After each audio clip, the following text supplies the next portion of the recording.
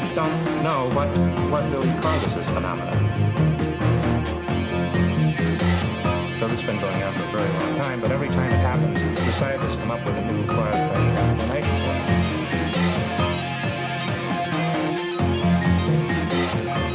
We just don't know what really causes this phenomenon.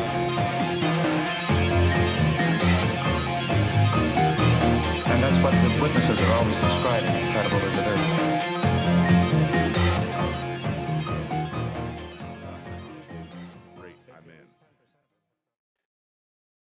Welcome to Don't Turn Around, a podcast about the paranormal and the unexplained and the often profound impact these events have on our lives.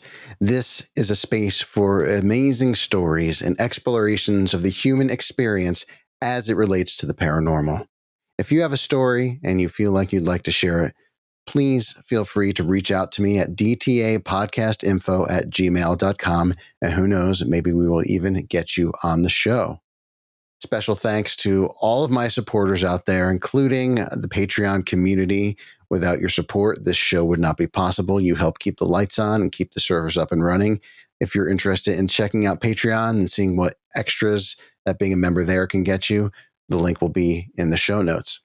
Finally, friendly reminder, why don't you hit that pause button, swing on over to Apple Podcasts and leave the show a glowing review. These reviews do so much to help getting these stories out to as many ears as possible. Okay. Today's show. Our guest is a gifted intuitive, psychic medium, and Reiki practitioner who has been developing her abilities for the past 25 years. She offers psychic and mediumship readings, distance Reiki, custom honey jars, and candles, each crafted with intention and spiritual insight. From an early age, she knew she was different. While others were busy with childhood distractions, she was experiencing the whispers of the spirit world, sensing the presence of energies far beyond our physical realm. Over the years, she has come to embrace her gifts, the powerful clairs that allow her to connect deeply with the unseen. With profound belief in spirits, angels, and universal guidance, she has dedicated her life to helping others find clarity, purpose, and healing. She believes that everyone has the power to transform their lives by aligning with the right energy. And through her readings, she delivers messages that are clear, accurate, and often life-changing. Melina Waldrop, welcome to the show. Thank you. I'm happy to be here. Thanks for having me. Of course. So I'm so glad there's so much just to talk about just from your background. You have just a very interesting and varied background. I like to start at the beginning around here. I find that to be very intriguing on how people have gotten on their path in this realm. And so if you just want to jump in and share, how did this all begin for you? Well, I think I knew that I had abilities just very early on. I always felt a little bit different. I always kind of was very sensitive to other people's emotions. I grew up in a very haunted house, an old house in Lawton, Mississippi, that's still there. Unfortunately, it's not in the family anymore, but I also grew up very religious. So my interest in these things was not really you couldn't really talk about this stuff because Southern Baptist, a lot of people believe that anything in the spirit world is bad. Like it's all bad. So you just act like it doesn't exist. So I didn't really get to like explore my gifts too much other than just being, the way that I was. But my great grandmother would sit and tell me ghost stories, and I would just sit at her feet and listen to everything she had to say. And even though we weren't supposed to really talk about that stuff, my family did. Like, so all the women on my mother's side always my whole life talked about the spirit world, and they were very real for me growing up. My great grandmother had a resident ghost that she named Oscar. And there were other spirits in that house. There was a little girl, she's probably about 5. My uncle actually saw her, but so it started, I guess, there, but I've always been interested in the paranormal, just anything mystical and magical.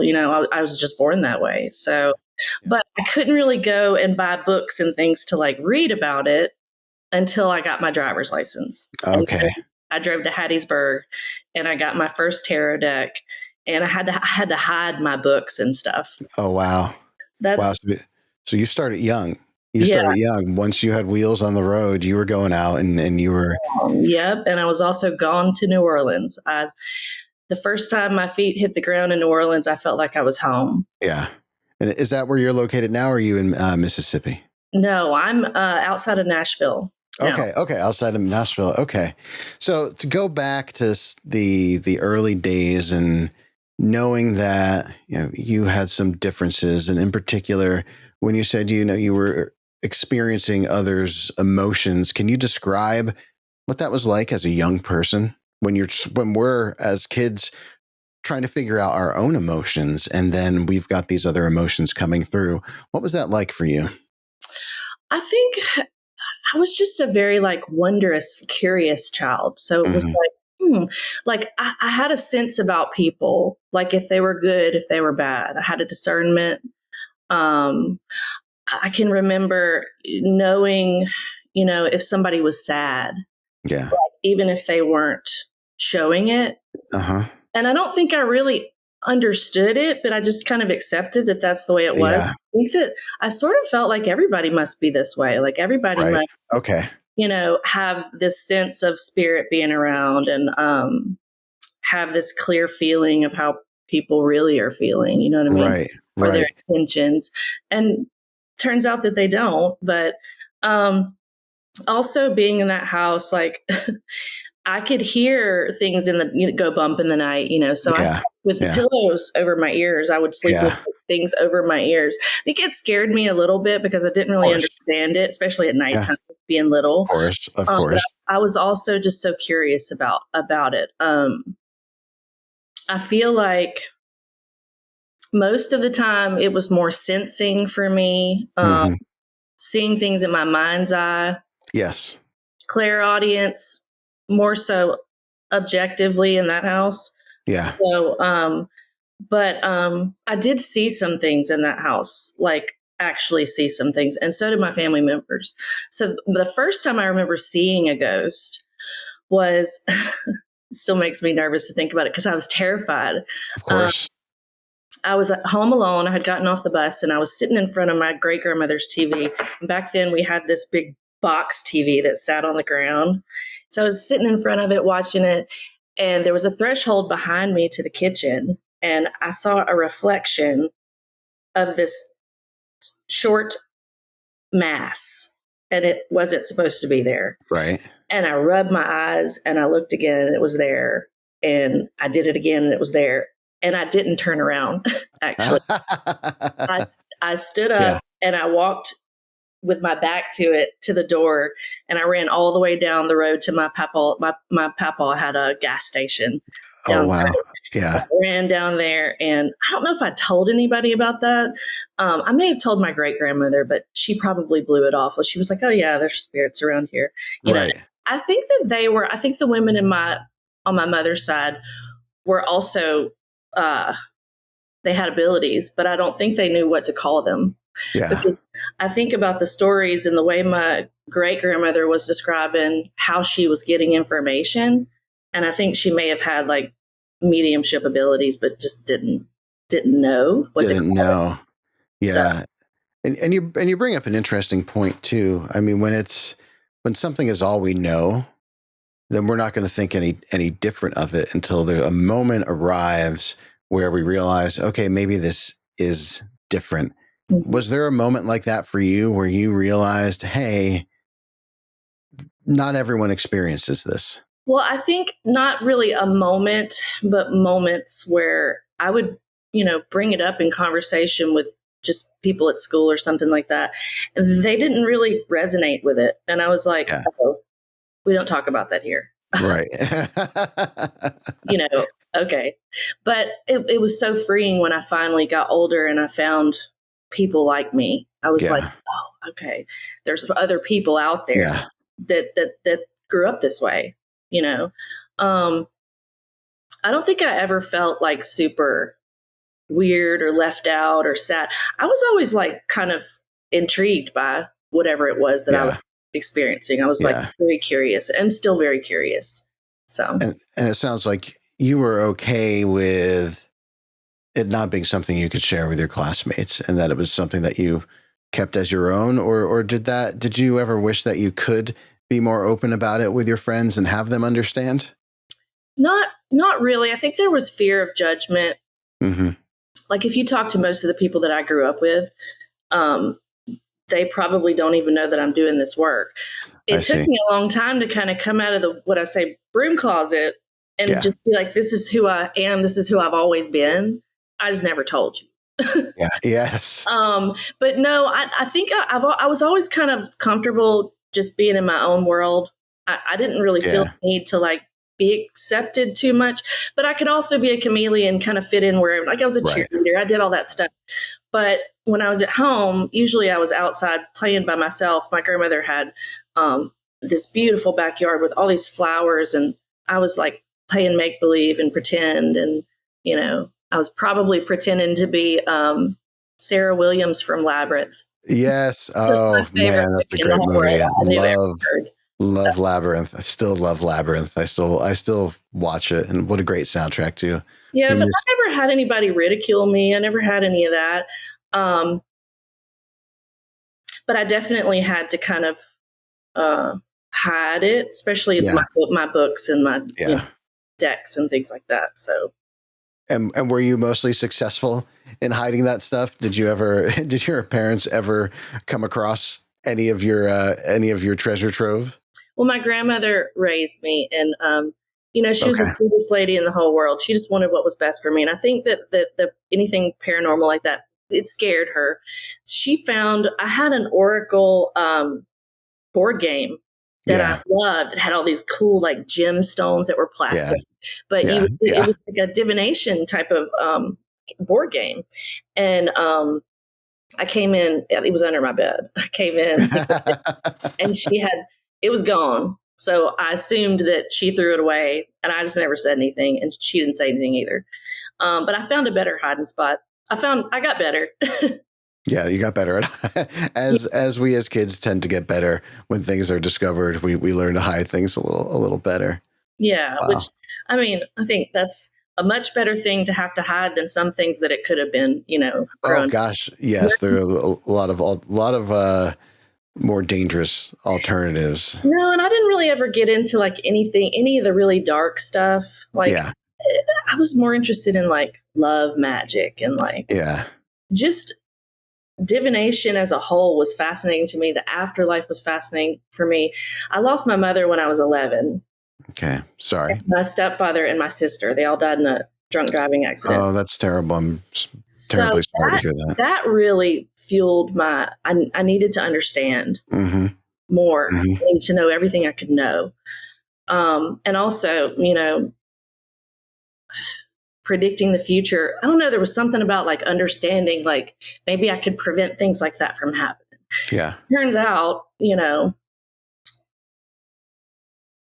I think that we're not meant to know everything. Like I Yeah. can sense on people just out and about, grocery store, wherever I'm at. I've had this happen before. It doesn't happen often, but I can sense death on people. Mm-hmm. And I've questioned, like, there's still things I don't understand. Like, why would I be given that gift if I can't Right. stop it? Right. So, Right. yeah. That's really interesting. That brings up a few thoughts. So the first thought is that in terms of grief and grieving, is that whole process is incredibly challenging. It's certainly not linear. I've experienced a lot of losses, unfortunately, in recent years. Have you found that your gifts and just your interest in this wider reality, does that offer you comfort in those moments where grief pops up? Absolutely. So, my grandmother, my mother, my aunts, they're all gone, but they're with me all the time. Yeah. And I'm so open to, them bringing me signs. And I think I tell people that all the time, like, you have to open yourself up, to be able to see it and accept that spirit will bring you, signs to let you know that they're around, to give you encouragement in any way that they can. But yeah, it does bring me comfort to also help people, because I get, ironically, well, I don't think it's ironic, I think it's meant to be, that I get a lot of people that come to me that are motherless daughters, or Yeah. they've gone through trauma, they've gone through loss, things that I know about, things that I can help with. So that is emotionally fulfilling for me. It's also healing Yeah. for me to be able to use that pain to help Yeah. people. Yeah. So Yeah. Yeah. yeah. That's beautiful. And actually, the first prophetic dream that I remember having, unfortunately, was that my mother was going to die. I was 10. Oh, that's So so young. yeah, the dream was, it's one of those dreams. I have those dreams, those very vivid, lucid dreams that I remember for years. Yeah. But this dream, me, my grandmother, and my mother were standing at the end of this dead end road where we lived at the time. Mm-hmm. And my mother, it was like I was looking at us three, and my mother just faded away. Oh, wow. And then it clicked over to a graveyard, and I could see her grave there. Yeah. And I woke up just hysterical, crying. Of course. And me and my brother actually we slept with her in the waterbed. She would sleep like this with her hands like this. And I woke her up, and I was like, tried to tell her. I tried to tell her because it was so real. Like, I knew that it was real. And she just said, "Oh, I'm never going to leave you." And so a year later, she did die. And so, yeah, that I don't have prophetic dreams like a lot, but when I do, they're just very. It's a neat thing, but I struggle with that. I struggle with why would I, there's a lot that makes a lot of sense. Understand, like, why would I know that and not be able to stop it? Yeah, you got to think there's a greater purpose for that, which you just haven't discovered yet. Not yet, but that's why I'm endlessly curious about this world. Like, I would be doing this even if I didn't do it for a living. And I think that it's really neat to be able to have this as my job, reading cards as a job. I would like to expand and learn more. I love to ghost hunt. I love to, mingle with other, people like me, they're interested in the same thing. So, yeah. Yeah. Which is always nice. It's nice. I mean, I think nice is too weak of a word, but to be able to not only show up as your authentic self, but celebrate your authentic self. I think that is so incredibly powerful. And I don't think enough people even understand what that type of a pursuit means. And it's a lifelong journey of being open, of being open to learning, of being open to have your opinions shifted or your perception itself shifted. And so it seems like you have really embraced this journey. And it seems like that's been just natural for you. Yeah, natural curiosity. I get people coming to me all the time and they're like, "What is my purpose?" And I'm like, "What are you curious about? What are you endlessly curious? What would you be doing anyway?" That's usually tied to part of your purpose. Right. So now, have you had moments I guess we've all had these moments, but in terms of those moments of doubt in your pursuits, when those moments happen, how do you process those? Well, I think anybody that does this work has imposter syndrome sometimes. Those thoughts of, or fears of, what if I get it wrong? What if I'm not accurate? What if this isn't real? I don't think I've ever said, "What if this isn't real?" Because I know it is, but it's like more of like, what are people going to think? Because people that don't think this way, or they're not open to this, I say this world, the metaphysical world or whatever, they might see it as, I don't know, weird or, I think I still struggle with that. Yeah. I have days where, I think I just tell myself, no, that's not the truth. Like that's fear, you know? So let's don't drive from fear. So I think it's just like, I've learned to kind of say, no, we're not doing that today. Yeah. I think that's good advice. I mean, we have the ability to say stop, right? to create some space between ourselves and those feelings. I find for myself, I remind myself that feelings are not facts. What are the facts? And let's bring it back, out of that sort of super emotional state to a little closer to the middle, where our logical mind and our emotional mind kind of meet in that space in the middle. But I love speaking with someone who is willing to accept those doubts as part of the journey, and not willing to let them steer you from the path that is your path. Right. And I also feel like I remind myself when I have moments where I'm doing a reading or moments in life where that's not, there's no coincidences, and that's got to be something bigger than you.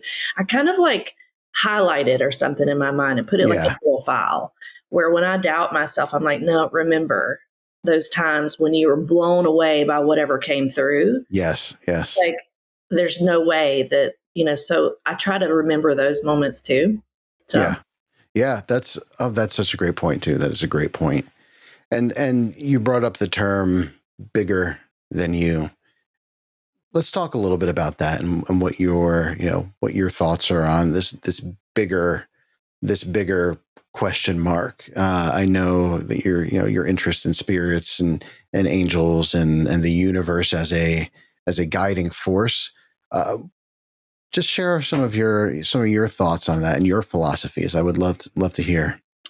Well, I think that growing up in the South, Southern Baptist, there's a lot of exclusion. Mm-hmm. People are excluded. That never resonated with me, but I wasn't sure what I thought about all of it. Now I feel like I've moved, I've lived in California, I've lived in Utah, I've been around such diversity, and I've seen that thank God I got out of my small town. I love Laurel, Mississippi, but as soon as I could get out of there, I was gone, because I knew I wanted to experience different things and different people. And I think that I finally came to the realization that I feel like there's something bigger than us. I think it's both masculine and feminine. Mm-hmm. I don't think it's some dude in the sky with a beard. I just don't think that's it for me. I think there's many roads to the light, and I respect everybody's different, however they want to get there. I don't criticize people. I just let people be what they want to be. Yeah. And I wish everybody was like that, because wouldn't it be such a peaceful world? I don't get into, if people that I don't really gravitate towards people who have rigid personalities when it comes to mm-hmm. religion. And, I think if you need to have a Jesus in the sky with a beard, fine. Yeah. It's like a kid needing to have Santa Claus with a beard and a jolly belly, right. Whatever. You need that symbol. Fine. Yeah. Whatever works for you, but let me do what works for me. And for me, I call on my angels a lot. I pray, but it's for me the same thing as meditation. And I do mm-hmm. say God, but for me, God it's not simple. It's more complex. Yeah. Yeah. I love that. I think also we are God. It's part of, I don't know how to answer that in a nutshell, but it's a hard nutshell. It's a hard nutshell to crack. I have a lot of resentment that I still have to work through when it comes to, people in the LGBTQ community and gay friends of mine when I was younger who were excluded and who were ridiculed. Yeah. And even myself, when I had my first child, I was a single mother. Yeah. And the church that I grew up in would not let me have a baby shower there because I was not married. Oh, wow. Yeah. So that I gravitate more towards inclusive. And so there's it's called Many Paths Spiritual Center in Goodlettsville here.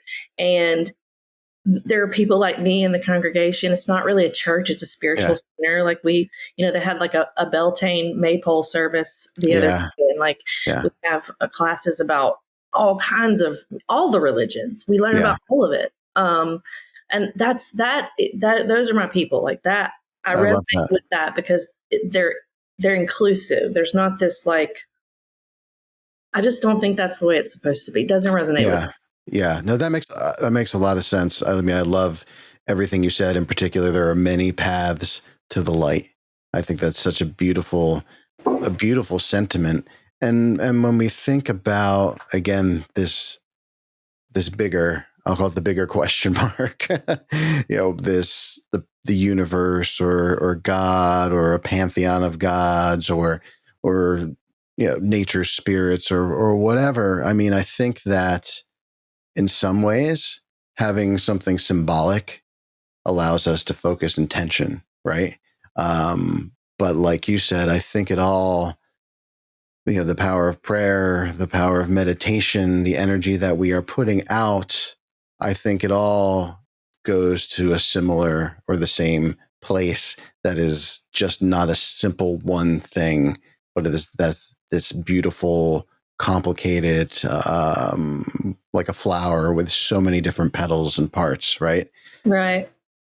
And I think that's comforting. And I like the message of inclusivity and you correct me if I'm wrong. I feel like your openness and your embracing of all the different amazing people out there from all the different walks of life is one way to one fight against inclusivity and going forward. Do you find it's also a way that helps you process the feelings you've had in the past regarding the people being excluded and exclusion by being embracing and open now helps you come to terms with some of that stuff? Yeah, I think that my natural reaction to people being mistreated in that way or excluded is to include them or to speak for them. Yeah. Um, and I'm an Aquarius, so I have a natural like draw to like help Yeah. humanity. I'm very, very much like have a heart to help people. I like to help people. I think that, I hope to be able to speak up more for those people, and that is healing for me. Yeah. Um, I don't know. I'm still working through it. I'm not like, angry, like go punch a bag angry. I just Right. wish that it wasn't. I wish that people could, I just wish everybody was kind and loving and I don't know. Yeah. I guess people have to be where they're at. You know what I mean? So, and I try not to be judgmental, but so trying to, again, take that and turn it into something positive. Yep. Because I can't change those people. Those people are not going to change, No. So. And the reason I took us down this path was in thinking about my listeners, and I know, myself included, have felt those moments of witnessing social injustice and feeling helpless. But the examples you have given really shed a hopeful light on. Well, we're not helpless. We're not helpless if we are bringing our light into the world, which sounds like exactly what you're doing. And I think that's such a powerful message that I wanted to make sure that I drove that point home. So moving on to some other areas, I'm interested in some of the work that you do, and I jotted some notes down here in my terrible handwriting. One thing that I was interested in is I think it's either in your Instagram profile or it might be on your website where you talk about hoodoo and rootwork, and I'm very interested to know a little bit more about that. Well, hoodoo in particular, I finally found something that resonated for me. I've always been curious and read about different modalities of magic, witchcraft, whatever. But it's almost like some things in Wiccan resonated, but some didn't. Yeah. Okay. And it just feels like this resonated with me. I think because there's a lot of reasons. The first time I went to New Orleans, I couldn't wait to go back. And there's such a big influence of voodoo and hoodoo there. And I started reading about Marie Laveau, and I don't know, there's just resonance for me. Yeah. So I got more curious about that, and I actually took a correspondence course with Kat Ironwood with Lucky Mojo in California. Okay. It was a self-guided course that I took at home, but I learned a lot, and I love Hoodoo as well because it's simple. It's not complicated. Because it's rooted in, it's African American folk magic. So back in the day, like, they didn't have a lot of resources. They had to use what they had, So I like the simplicity of it. Again, it resonates with me. It's almost like I feel like I must have a past life in New Orleans because it just feels right to me. Everything about that place feels right to me. Yeah. But what else do I want to say about that? Can you give me some examples of hoodoo, and for my listeners as well who might not be as familiar? Well, so like specific spells that you can do, or sure, that'd be great. Yeah. Okay. So I focus mostly on love and money. Yep. And so one thing you can do is this is called a container spell. Again, I don't get super specific about what you have to use. Some practitioners are very particular. I feel like it's more about intention. Yes. I also feel like sometimes you don't even need tools. You can do thought form magic, but tools are fun, Yeah. Of course. So you would get, I wish I had something here. You would get a container, like a little honey jar. It could be big, it could be little. You would get a petition paper. So I like to use brown paper from like a brown paper sack, like from the grocery store. Yep. I'll tear it clockwise, because when you're drawing something into, like, let's say the intention of this jar is to draw in love, maybe even for a particular person. Or if you don't have a particular person, maybe it's just that you want love and someone to come into your life. But let's say you do have a particular person that you're trying to draw in. You would take that piece of paper, tear it clockwise, and then I usually do a circle because it feels right to me, but you could do a square. There's different ways to do this. This is how I do it. So some people will say, no, you don't do it that way, but it's almost like making cornbread. There's a million ways to do it. Yeah. Or mac and cheese. Okay. You're making me hungry. So you would write that person's name. You can do it 3 times or 9 times. A lot of times in Hoodoo, odd numbers are important when it comes to like how many things you're putting in the jar or ingredients in a spell or how many times you write or say something. Okay. Anyway, so you would write it 3 or 9 times, and then you turn it clockwise, and then you write the person's name. Then you turn it clockwise, and you would write your name the same amount of times, crisscrossed over it, basically. Okay. And there's lots of different ways to do this. Some people tell you to use a writing instrument that is a lead pencil with the eraser broken off, because then it sticks. It can't be erased. You don't have to do that. You could use a red pen if that makes you feel like that's more effective. I use whatever I have on hand, because So anyway, you would write out whatever you're wanting. Love me, come to me, commit to me, be with me, miss me, think of me. But the most important thing that I've seen across pretty much everybody I've learned from is that you would need to make sure that it's an unbroken line of words. Okay. And you'll get, like Miss Cat says, if you break the line, start over. Some people are really particular about how you do it. Yeah. Now, there's other people that, you could put personal effects in there. Some of those I don't really talk about and mess with. But like you could put a fingernail, a person's hair, you could put something that belongs to them, anything like that. You can anoint the paper with love or any kind of love oil, come to me oil. There's all kinds of ways to do it. But then you would fold it towards you, turning it clockwise, fold it as many times as you can. Stick it in the honey. You can put different things in there: rosebud, lavender, rose quartz. But I like to use odd numbers because that's how I was taught. And then you could do this too. You don't have to, but you taste the honey and say, as this honey is sweet to me, so is John Doe, whoever you're, right. Yeah. Yeah. And then you seal it up, and you would use a pink candle for more like pure love, even like friendly love, friendship, but love. You would do that, and then more of like a sexy love. You would do in a red candle, and Okay. you can anoint the candle with different oils. Like I have, I go to Aroma G's Botanica in Donaldson and get my oils, and theirs have the herbs and things all already in them. Okay. You can use sachet powders. You can dust it with a little bit of cinnamon, a little bit of coffee to speed things up. Yeah. And then you just burn it. And some people burn one every day. Some people burn one every Friday, which is the day to do love magic. And there are some practitioners and some people that will, burn for a year. Just depends on what you want. And you would do the same thing if you want to draw in money, and honey jars work slowly, so they usually don't work super fast.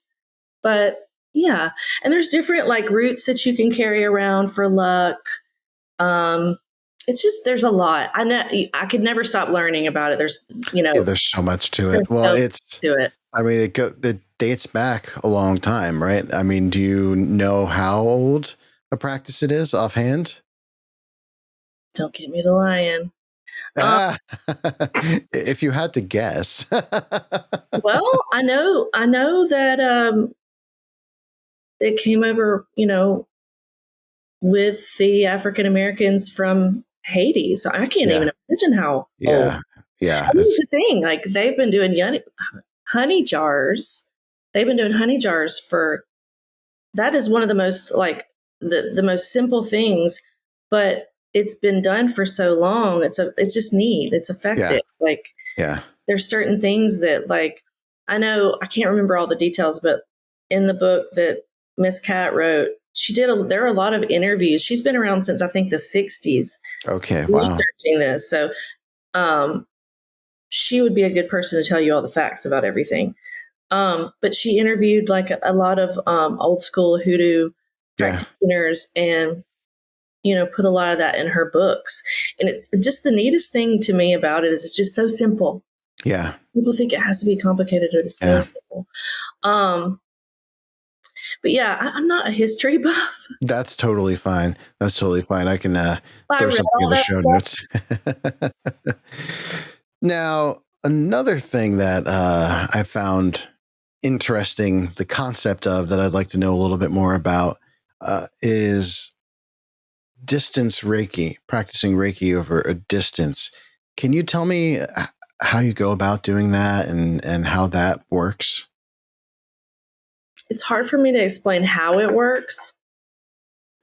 I think it's kind of the same, a little bit similar to how someone can give me a first name and a birth date, and I can tap into that energy.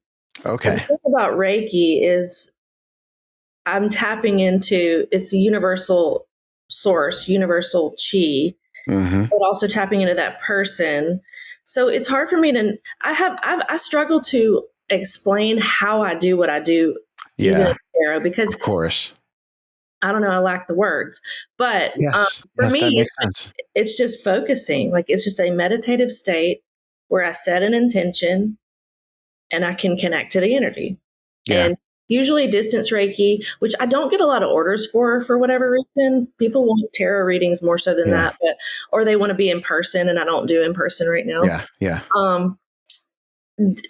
I usually will have the person also meditate or set a time to be to lie down, be still. And then I usually will do like 15 to 30 minutes and just send or, tap in, send healing energy that way. I also, when it comes to in-person Reiki, it's really neat. This is different than distance because I can actually feel, and I'm not the only Reiki practitioner that can do this. You can feel a different vibration when the chakra is not balanced. And then when you work on it and it's cleared, it feels different, like physically feel different. Really? Like like a buzz, like almost like an electricity that's there. That's neat. That's fascinating. Now, did you? I'm trying to wrap my head around like training to just do Reiki in general. And does a person have to be predisposed to be able to detect those energies, or do you feel like this is something that if you have an open mind and soul that you could practice? I think that some people may have more of a natural ability to be attuned to it, but I think that if you're open to it, most likely anybody could learn. I did like an online course with a lady named Lisa Powers, and then she did an attunement, which is basically she did a meditation attuning me. Basically, it's kind of like passing the torch. Like I don't really know. I don't really know that I believe that anybody needs permission to tap into yours. Right. But that's how it worked. And then my friend Renee, who's also a psychic medium, and she's the lady that I go and do house clearings with, also does Reiki. And so she trained me a little bit in person. And so she has a big, briefcase of different crystals that she puts on the person's shop energy centers. Yeah. And she kind of taught me, she was, like, do you feel this? Okay, this is the difference between this. This is what this means. And that was kind of my training there. Yeah. I like doing Reiki, but I don't think it's where I'm headed. Yep, that makes sense. My toolbox. I think I'm more interested in the paranormal. I think I'm more interested in doing readings and everything like that. I don't really see myself focusing a lot on Reiki. Yeah, but that makes sense. To know. You know? It's a neat thing to have in the toolkit. Yeah, and I use it on knowledge and my kids. Yeah. That's great. I love that. Let's talk a little bit about tarot. I know, well, I won't say I know. I'm going to assume this is probably your most time seasoned practice based on what you told me about when you were 16 and you got your license. Tell me a little bit about your journey with exploring tarot and then how this has evolved into a career for you. Well, okay. So at the first, I'm not going to lie. The first time I picked up a tarot deck and I looked at the guidebook, I was intimidated. I was like, there's no way that I'm ever going to learn all this. Well, what I learned is that's not the point. It's a journey. I still never stop learning about, there's so much like symbolism. And because I'm an intuitive reader, actually, when it comes to the tarot, sometimes the meaning of the cards are not the meaning of the card for me. Sometimes spirit will show me something specific on the card, and it's almost like I'm laser focused, and that's significant. And I'm like, you know what? This is what this means in this reading, and it's accurate. So that's how I kind of like use my intuition. But then, so I picked it up and put it down, picked it up, put it down, picked it up, put it down. And then one day I was like, no, I'm going to do this. I'm going to learn it. Well, it turns out it's good to know the meanings of the cards, of course. But now, I mean, I'm 43. So, all those years I've evolved into being more of an intuitive reader. And I actually wouldn't be surprised if one day I don't use cards. Sometimes I don't. Interesting. Sometimes I'll see the cards clairvoyantly before I pull them. A lot of times that happens. Yeah. So, it's like, I think it was it John Holland or one of the big mediums said one time that they had a mentor, and the mentor was like, you don't need the cards. And I resonated with that because I was like, maybe I don't. Now, if I'm doing a lot of readings, it is good to have that because it's kind of a crutch. Like if I get tired. But yeah, so I think I grew from being intimidated that I wouldn't understand it or I wouldn't wrap my head around it to being more and more curious about, the different, and I'm still learning because each card, it corresponds to a zodiac sign, to a planet, to, it's a lot. It's a lot. It is a lot. I fell in love with tarot a few years ago, and just the beauty of the decks and the cards. And so I do readings for myself. I haven't done readings for others, but I have those moments where I'll look at a card and I feel very strongly what the card is trying to tell me. Mhm. And it's not what the card means. And I've always wondered about that. And you kind of made me feel a little bit better that it's okay to trust that instinct. Mhm. If it's coming in strong, it doesn't necessarily have to be exactly what that card means based on the guidebook. And I think that's a concept that I hadn't really considered. I just figured I was wrong if it was telling me something else. And I've always said, like, I always want to say, like, anytime that I'm like, I don't know, teaching somebody or talking about this, is like, I don't think that there's a wrong way to do it. I really don't.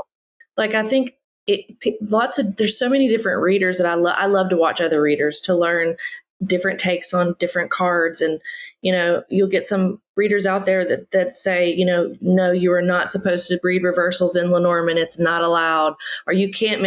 I kind of go rogue. I kind of do whatever I want to do. Yeah. So I feel like I like to see readers that are more, or people that are more open to, I believe there's so many different ways to get the information. And it just depends on you as an individual. Yeah. But I read Lenormand, I read Kipper, I read playing cards, which is really cool because that's Oh, the that's old cool. Hoodoos used to do that in New Orleans. Yeah. Not a lot of people read playing cards anymore. So That's fascinating. So how does that work exactly? Reading So playing cards. I don't know much about that at all. there's different people who will tell you different things.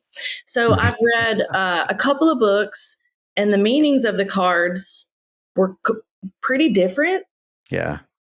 and they didn't resonate with me. So Yeah. what resonates with me, like basically the four suits of the playing cards, are going to correspond to the four suits in the tarot. Mm.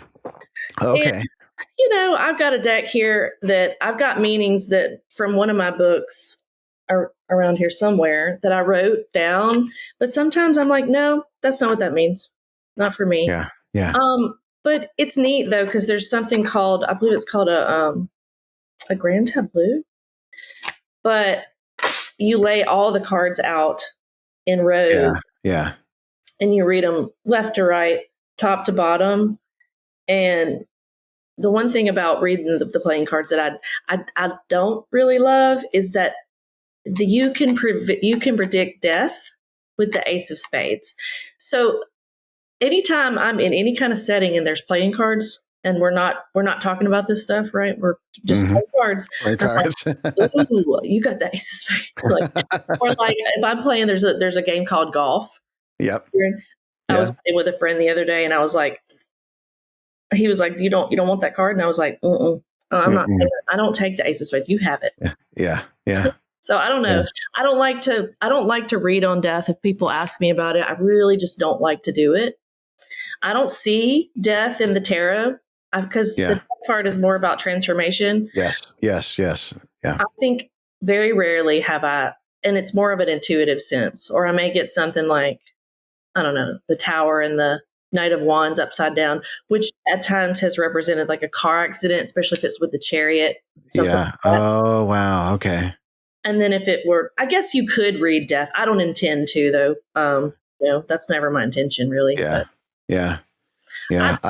I hope that I'm staying focused on your questions because I tend to go. No, this is fantastic. Like I said, these conversations, they take their own path, and I love the path that we've been on. I can't believe that that we're kind of getting toward the end here today, and we haven't really talked much spooky stuff, which means I'm going to have you back at some point if that's something that you'd be. Oh, that's a whole nother podcast. All the spooky stories. Yeah. Yes, exactly. That'll be a whole other podcast. I did want to circle way back because you just made me think of something when you're talking about reading death.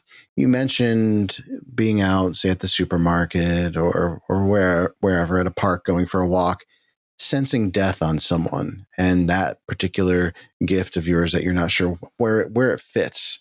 Are you able to? And you may not be, but are you able to put into words what that is like? It comes in different ways. Sometimes it's a clear knowing, and I'm like, it's just a knowing. It's just like, it just comes in like rapid fast as a thought. sometimes it's like an aura about them. Like they have like a gray ashen aura. Those are the two ways I think that it comes through for me. And I don't know, it's like something I just kind of nod. Yeah. It's not my job to say to that person, I don't know how that's going to happen. I don't know how they're, and I know also it's very rare that I get to confirm that I was accurate because I don't ever see those people again, but it's just most of the time it's just a knowing. Like, how you just know something sometimes, you just know. You just know. Yeah. Is it ever upsetting when those moments happen? I think it's sad a little, because I've lost a lot of people. Like it maybe triggers something.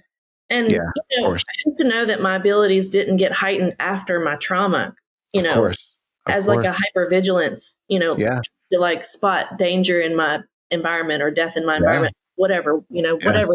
It works for me, but it is sad. I don't ponder on it though. No. I'm curious. I'm like, I do say like prayer or talk to source or God, and I'm like, help me understand why. Yeah. And I would love to talk to another psychic medium out there that has the same question. Like, what is the point of me knowing that? Yeah, that's fascinating. That is so fascinating. Well, this has been such an incredible discussion. I feel like I've learned a lot. I'm sure my listeners have learned a lot. You have a great way of explaining your experiences, describing your experiences, but also describing what it is that some of the stuff that you do as a practice. Now, being that we're near the end of the episode, I gave you a heads up about the don't turn around question. This is for first-time guests, and I'm going to lead up to it with zero preamble, which I'm actually preambling right now, but I'm just going to ask the question, do you turn around? I do now. I think there was a time when I was afraid, but I've faced so many things and overcome so many things in my life so far that I'm leaning into the unknown. I'm getting curious. So I definitely turn around. Unless I'm at a crossroads and I'm throwing the remainders of my work at a crossroads, because you're not supposed to turn around in Hoodoo. Oh, that's fascinating. I did not know that. See, I'm still learning. We're at the end of the show and you're still giving these teaching moments. That's wonderful. Thank you so much for being on the show. I would love for you to share with how the listeners can find out about all the incredible things you're doing.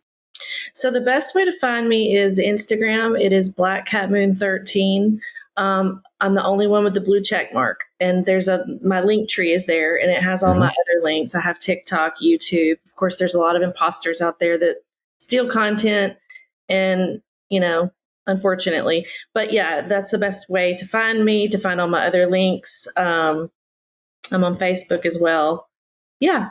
So. Brilliant.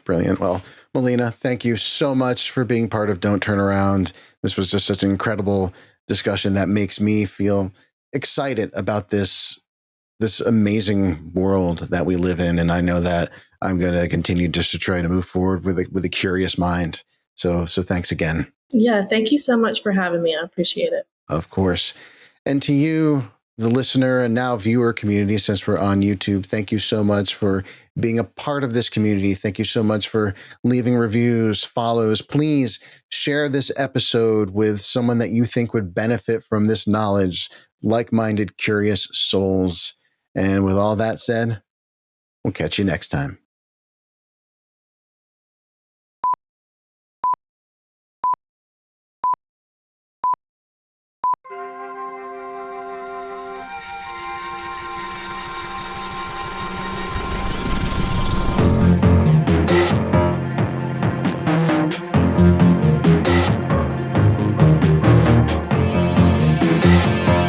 We just don't know what really causes this phenomenon. So this has been going on for a very long time, but every time it happens, the scientists come up with a new quasi-scientific explanation for it.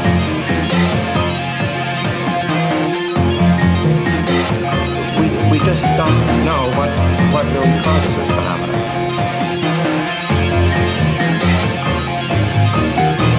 And that's what the witnesses are